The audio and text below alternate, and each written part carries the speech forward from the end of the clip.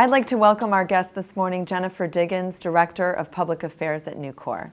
Can you give us an update as to where we stand with regard to EPA regulations on carbon emissions and anything else the EPA might be looking at?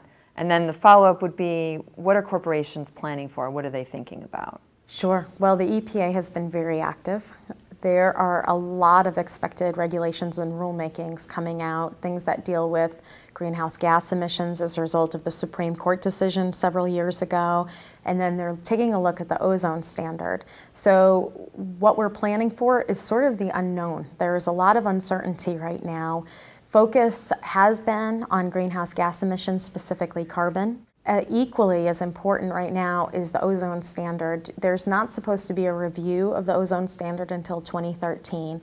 And what that really looks at is pollution across communities and who is in what they call attainment zones and unattainment zones. The reality is that to implement the review, as EPA is saying they'd like to implement it, it's going to be incredibly costly.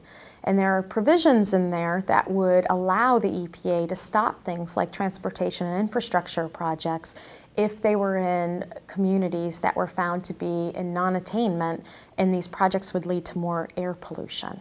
So it can be very costly, it can stop progress, and it's something that the Business Roundtable and groups like the U.S. Chamber of Commerce are really focused on right now, and the uncertainty that brings to the business community.